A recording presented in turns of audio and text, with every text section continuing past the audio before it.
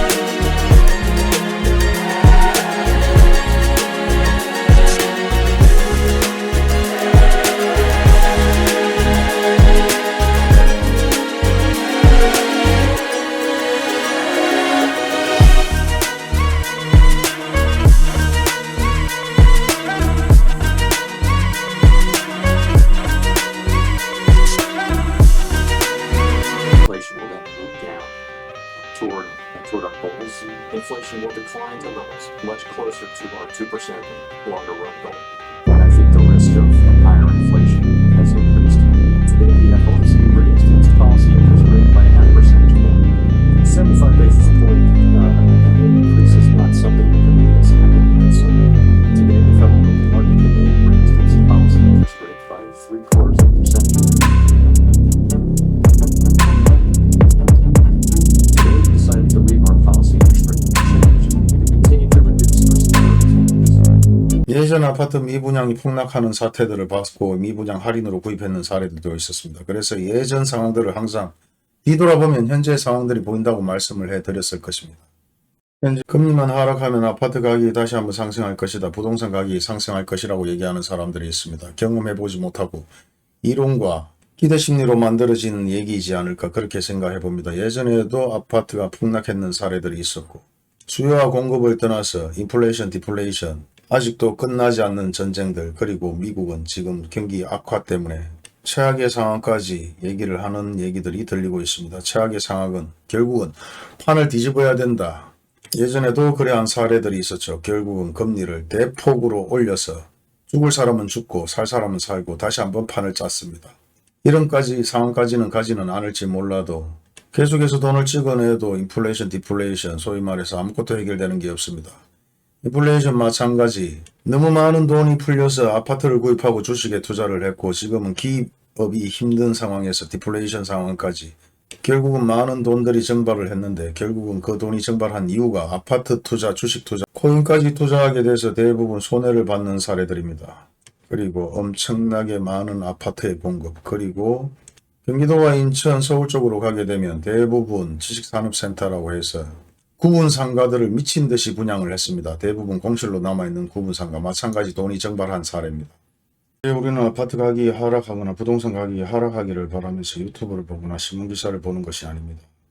단지 아파트 가격이 너무 고공행진을 하면서 불확실한 미래에 있어 우리가 그냥 대출을 받고 아파트를 구입하려는 의도에서 시작했는 것들이 대부분 투자 투기로 변색되었고, 그로 인해서 연골적이라는 단어가 나오고 대부분 아파트를 사면 로또가 당첨되는 것 마냥 모든 뉴스에서 방송을 그렇게 했죠.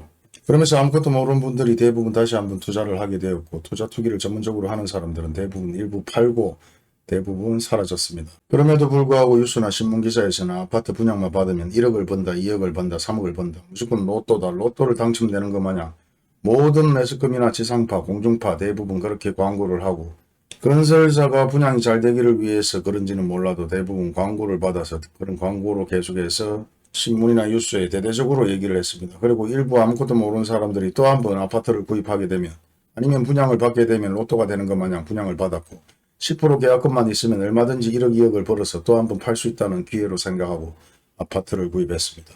그리고 그렇게 구입한 아파트는 계속해서 상승할 거라는 기대 심리에서 가지고 있었지만 규제 강화로 인해서 전매 제한을 하고 아파트를 팔지 못하는 입장에서 계속해서 오르지 않을까, 금리가 하락하면 다시 오르지 않을까 막연한 기대 심리로 현재 아파트를 가지고 있다가 결국 경매에 넘어가거나 현재 임대를 놔야 되는데 임대가 놓지 못해서 월세는 월세대로 받지 못하고 관리비는 관리비대로 계속해서 지출돼야 되고 대출 이자 마찬가지 계속해서 지급해야 되는 상황, 소위 말해서 투자를 했다가 손해를 보는 상황이 계속해서 벌어지고 있습니다. 그리고 구독자가 많은 유튜브에서 아파트를 분양받거나 상가를 분양받거나 지식산업센터 10%만 있으면 분양을 받고 평생 노후 걱정을 하지 않아도 되는 것 마냥 설명을 하고 분양만 받으면 1억 2억을 버는 것처럼 유튜브에서도 엄청나게 얘기를 했습니다. 아무것도 모르는 사람들은 신문기사나 유튜브에서 대부분 손해를 보거나 피해자가 된 셈이죠. 하지만 정부에서도 아무도 그들을 구원하지 않습니다. 하지만 건설사 입장에서는 계속해서 돈을 벌다가 현재 미분양이 나고 파산 얘기가 나오면서 정부에서는 다시 한번 기업 살리기를 할 수밖에 없는 상황입니다. 기업이 무너지게 되면 거기에서 종사하는 많은 사람들이 또 한번 실업자가 되거나 대한민국 경제가 파탄날 수 있다, 연쇄부도가 날 수 있다, 이런 얘기들로 인해서 기업 살리기를 하고 아무것도 모르는 피해자들, 소위 말해서 부동산과 상가에 투자 투기를 했는 사람들은 현재 이자를 갚기 위해서 또 한 번 카드 돌려막기나 대출 돌려막기 하는 듯이 계속해서 갈아타기로 대출을 연장하고 있습니다. 결국 노름판에서 빠져나오지 못하고 쳇바퀴를 계속해서 도는 상황이 벌어지고 그 상황 속에서 계속해서 내 돈은 증발되고 있고 경매로 나오는 매물들이 증가하는 이유도 이런 이유에 있을 겁니다. 경기 악화로 즐거운 명절이 되라고 말할 수는 없겠지만 나름대로 이 명절 기간 때 많은 생각을 해보시고 판단을 해서 또 한 번 기회가 될 수 있는 한 해가 되시기를 바라겠습니다. 새해 복 많이 받으세요. 아파트를 구입한 사람들은 어쩔 수 없겠지만 아직까지 아파트를 구입하지 않는 분들은 이번 기회에 엄청나게 저렴하게 아파트를 구입할 수 있는 시기라는 것은 확실합니다.